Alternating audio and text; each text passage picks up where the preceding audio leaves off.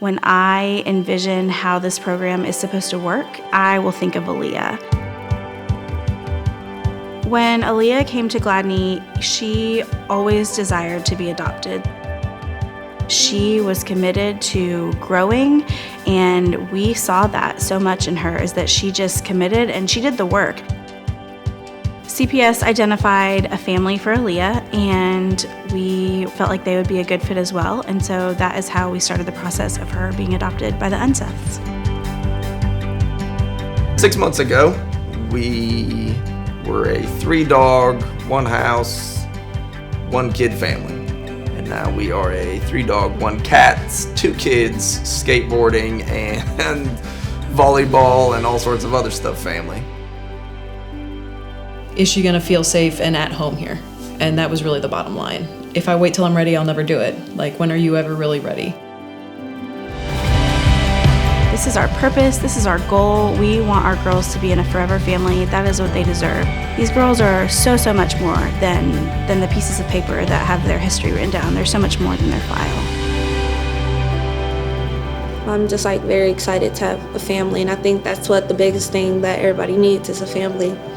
No matter if they're a teenager or kid, everybody needs a family.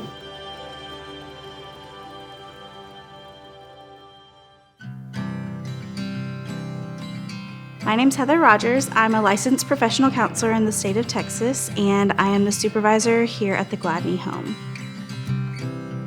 We can house up to 15 young women, and our goal is to just make them feel safe and nurtured and loved and cared for while they're with us.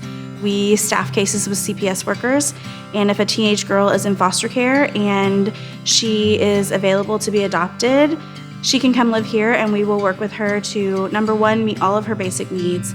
But Gladney goes above and beyond and does that extra, what are your extracurricular activities? What are your goals? How can we have fun while you're living here? How can we do things that maybe you haven't gotten to experience before?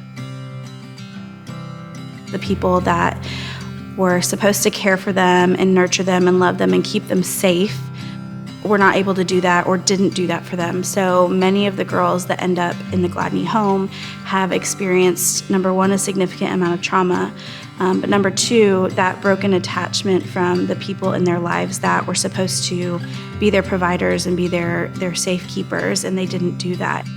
A lot of the things that we do when we're working with the girls that live with us is to start building relationship, to start building connection and rebuilding that trust in adults.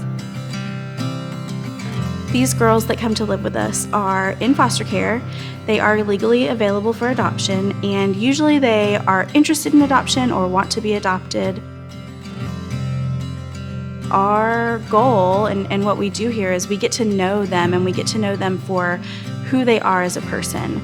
And we know that a file and a piece of paper does not define these girls. We are able to go to a family and say, hey, you're gonna read this file and it's gonna have some stuff in it that might be a little scary or might be nerve-wracking, or you might feel like isn't something that you can handle. But let us tell you also about the girl that we've known for 9 months, a year, 15 months. And those things are things that we can gift to an adoptive family to help have a successful adoption that a lot of other places aren't doing.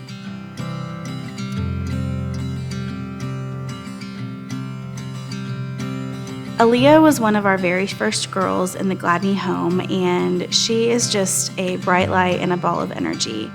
One of the things that I think is so admirable about her is that Aliya is and was committed to change and growth.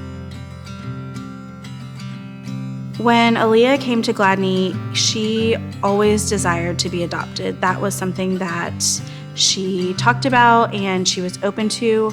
So throughout the time that she was with the Gladney Home, she worked with her Gladney Home caseworker on things that she was looking for in a family, some adoption prep of what adoption meant and what that would mean for her future. CPS identified a family for Aliya, and we were able to learn about them and felt like they would be a good fit as well. And so that is how we started the process of her being adopted by the Unseths. We discussed mostly sibling groups. Like, we wanted somebody kind of close to Aubrey's age, within 3 or 4 years. And I said, if they come with anybody else, like, that's fine. Like, however many can fit in the house, that's how many we can take. We went to a couple match events, and he was actually able to meet Aliya, and it kind of just fell into place from there. Got a phone call from our caseworker that said, hey, like, this is a little bit more of her story. This is where she is. Do you want to proceed? And there was no question about it. There was no like, hey, let's talk about it. It was just like, so what's next? When it would boil down to it, it's like, well, can we provide this child with a loving home where she feels safe to talk, where she feels safe to come home to? And that was really the bottom line. So despite all of the worrying that we did, or all of the anxieties we had, it was kind of just like, well, we did it for one, so maybe we can do it for another one. Watching us be able to make a difference, watching them start to learn and believe that they are loved and cared for and precious, that's my why. Because when they start to believe that about themselves, then we start to see the changes, and then we start to see that they are going to be okay, and that they will be able to move forward and have a happy, wonderful future in a forever family.